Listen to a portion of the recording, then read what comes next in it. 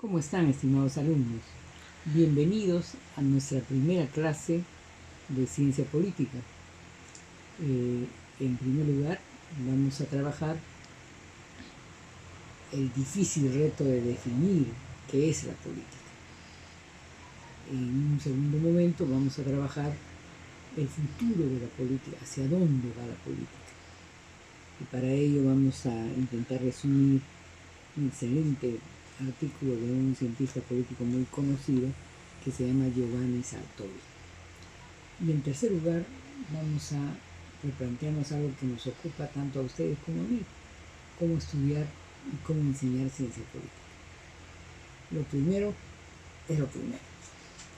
Y entonces, tal como lo presentamos parcialmente en un video de promoción de la enseñanza remota, tal vez debemos reconocer algunos parámetros de consenso que hay en el pensamiento antiguo, moderno, posmoderno, de qué cosa es la política. Pero empezaré con un dato más o menos cercano y concreto, ¿no? Hace muchos años, en Europa, se publicó este libro que se llama Las Otras, y su autora es una socialista italiana llamada Rossana Rosanda, que se planteaba qué piensan las mujeres, qué piensa la llamada otra mitad del mundo, y sin embargo intentó problematizarse la raíz más genuina de qué cosa es la política, qué piensan las personas frente a los problemas de la sociedad actual. ¿Eso es la política, según tu entender? ¿Cuál es la dimensión política del ejercicio de la ciudadanía en los tiempos contemporáneos? Y Rosana dirigía un programa de radio para intentar llegar a las mujeres, que como sabemos no son muy incluidas en las reuniones largas de los partidos políticos, ni en Europa continental, ni en América, y por supuesto en nuestro espacio latinoamericano. Por eso son muy excepcionales la participación real, de verdad, militante de las mujeres en el sistema político. Pero a través de la radio, cuando las mujeres están haciendo su trabajo doméstico, Rosana Rosanda hizo una serie de entrevistas a mujeres, filósofas, historiadoras, políticas, cientistas sociales, sobre los temas fundamentales, por ella llamadas, de la política. Y empezó preguntando, por ejemplo, a Valeria Conti, ¿qué era para ella la política? ¿Qué cosa es la política?, le preguntó a Valeria Scoli, perdón, ¿no es cierto? Y Alicia Conti, ¿qué cosa era para ellas la política? Y miren qué simple fue la respuesta de Valeria Ascoli. La propuesta es: ¿cómo decirte? La política para mí es una forma de interpretar la realidad y la vida social. Miren qué grande percepción de la política, ¿no? Una forma de interpretar la realidad y la vida social. Es en realidad no una invención, sino de alguna manera es la elaboración de un punto de vista desde un sentido lógico y científico.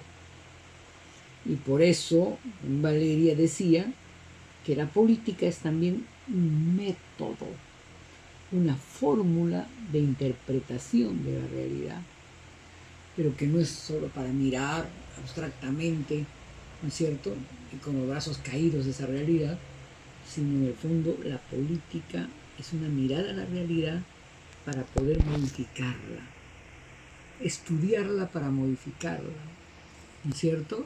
De alguna manera se conoce el mundo para transformarlo.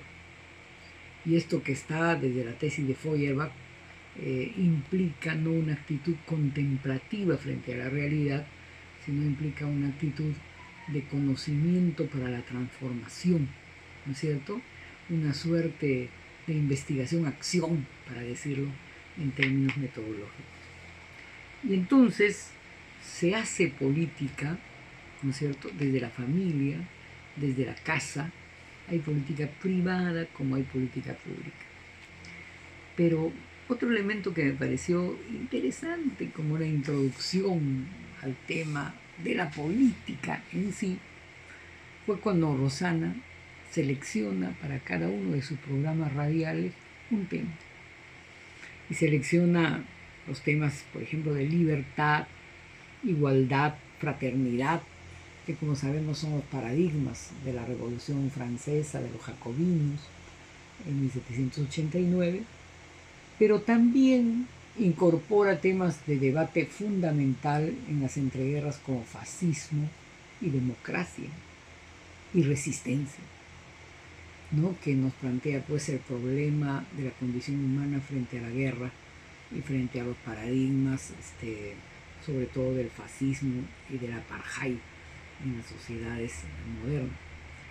Y luego se plantea también el tema del partido, resistencia, revolución y feminismo, ¿no? Entonces, algo así como las palabras de la política. Y lo que me pareció fascinante es cómo Rosana resalta que las palabras bonitas de la política son femeninas. A ver, libertad, fraternidad, igualdad, feminismo, ¿no es cierto? Y las palabras masculinas de la política no son feas, ¿no? Pero son vinculadas a la coerción, al ejercicio del poder. Y eso tiene que ver con fascismo, democracia, dicho sea de paso, es femenina, ¿no?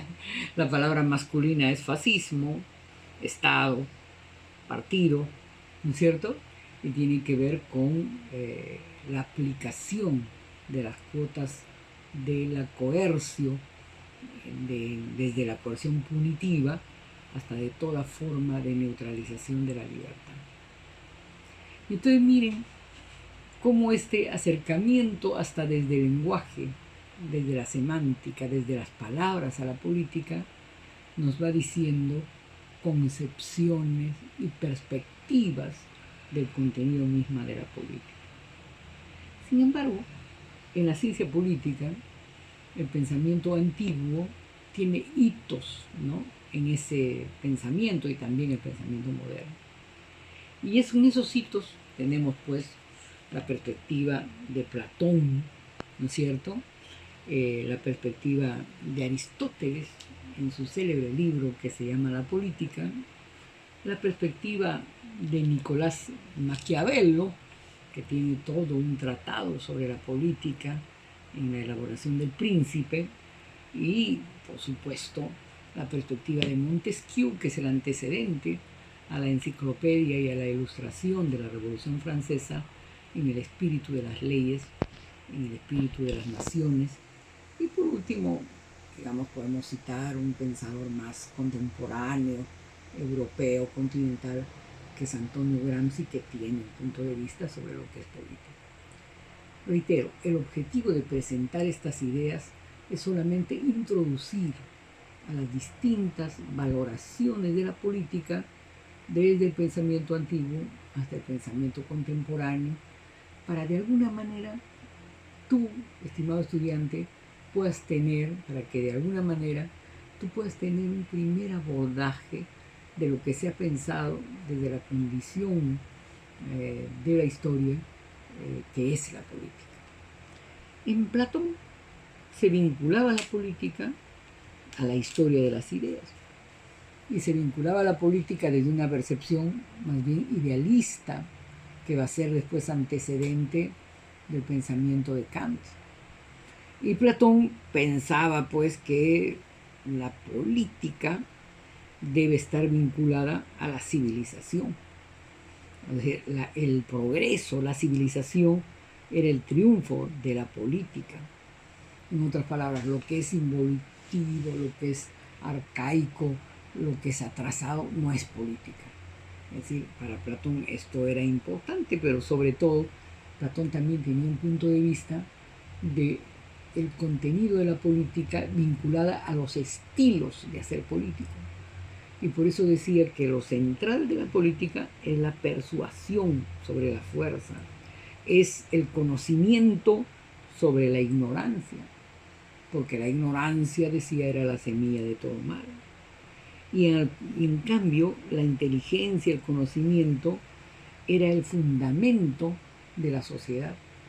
El que sabe, en su percepción de aristocracia política, en el fondo, va a ser conducido por los senderos de la buena fe. En cambio, en ese ciclo de la política conducida por la buena fe, esta política va a contener también su propia negación cuando al combinarse la buena fe con la ignorancia puede emerger la tiranía. Y entonces el precio de desentenderse de la política era someterse pues a ser gobernado por cualquiera. Por eso para Platón, en el fondo, los políticos debían ser parte de una élite aristocrática que comprendiera bien el arte y los usos del gobierno y el paradigma de gobernar en función de las mayorías, sin embargo desde una élite, la que tuviera el conocimiento de las formas del gobierno. En Aristóteles, ¿no?, vamos a tener el primer señalamiento de que el hombre es un animal político. En otras palabras, de que en el proceso de socialización la política es parte fundamental de la condición humana. Nos va a decir que la ciudad es una de las cosas que existe por naturaleza. En otras palabras, la política sirve para mejor gobernar la ciudad. En Aristóteles ya tenemos embrionaria la teoría del buen gobierno en el origen de la política.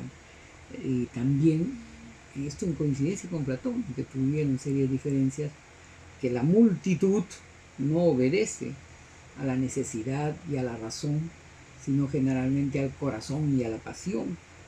Y sin embargo nos va a relacionar también la política como un arte de gobierno no demagógico, no retórico en el mal sentido de la palabra. Nos va a decir que el sabio no dice todo lo que piensa, pero siempre piensa todo lo que dice. Entonces en Aristóteles, que dicho sea de paso, obviamente no tenía una postura política moderna, en el libro de la política hay toda una sustentación de la legitimidad de la esclavitud, pero también de los deberes de los dueños de los esclavos. Hay pues una mirada desde el mundo antiguo a lo que es la política, pero hay un elemento que se llama la eficacia para un gobierno estable, para que el soberano tenga duración y permanencia. Ese elemento de estabilidad tiene que ver con la vigencia de las condiciones mínimas de calidad de vida para los estratos más deprimidos, por ejemplo, para los esclavos. Y caminando en el tiempo, qué duda cabe, vamos a encontrar a Maquiavelo. Maquiavelo no es lo que se dice. Maquiavelo tal vez es uno de los principales politólogos de la condición humana. Maquiavelo fue asesor de príncipes y de monarcas. Y desde esa dimensión de asesor de grandes gobernantes, pensó la política desde el ejercicio mismo del poder. El texto principal de Maquiavelo, que es El Príncipe, en el fondo condensa una suerte de consejos al príncipe sobre cómo gobernar. Y Maquiavelo, aunque no se diferencia así en blanco y negro de la tiranía, nos va a describir un célebre apotegma. Dice: más vale que el príncipe sea temido que sea amado. Miren, más vale que el príncipe sea temido que sea amado. Pero el príncipe no debe ser abusivo, porque una cosa es que sea temido y otra cosa es que sea odiado. Entonces, bien interesante, ¿no? El príncipe debe ser temido, es decir, el gobernante debe ejercer el poder. En otras palabras, si no se teme a la estructura del ejercicio gubernamental por el pueblo, reinan las condiciones para la anarquía, para la confrontación social, para la descohesión institucional del Estado. Entonces el príncipe más vale ser temido que ser amado, ¿no es cierto? Pero aún siendo temido no debe ser tirano, pues, no debe ser abusivo, porque ahí el pueblo no te va a temer, sino te va a odiar. Y se van a generar las condiciones dialécticas para la resistencia y la decadencia en el ejercicio del poder. Montesquieu ya es un producto del siglo XVIII. Es un producto previo a la Revolución de la Bastilla.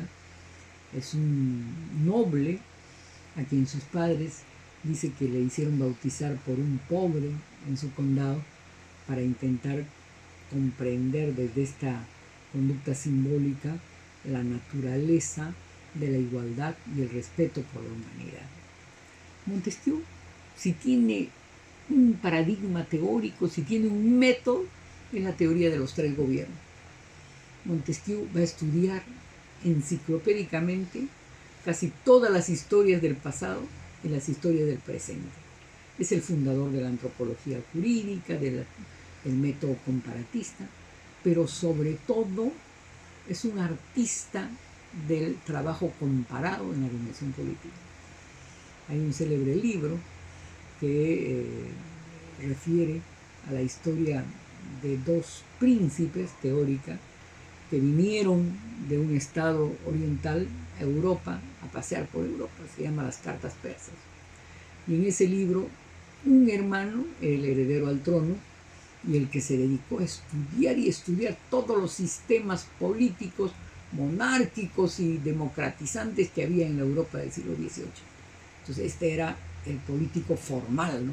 El político vinculado a las normas, reglas, constituciones, instituciones gubernamentales. Pero el otro hermano, que aparentemente era el príncipe profano, no paseaba por las instituciones ni visitaba monarcas. Ese hermano visitaba los sitios de diversión, los sitios profanos, los mercados, las costumbres, toda la condición que Mircea Eliade diría que es la parte profana, muy distinta de la parte sagrada. Y entonces de esa dimensión, de esa mixtura entre lo formal, lo político, serio, lo institucional, y lo profano, lo costumbrista, la vida, la empiria cotidiana de los pueblos, elabora Montesquieu en el futuro, en el espíritu de las leyes, la existencia de tres gobiernos. Hay un gobierno tiránico, despótico, suprarreligioso, hay un gobierno mediano, templado, ¿no es cierto?, que es un gobierno monárquico, más o menos, en algunas versiones muy absolutista y en otros democratizante.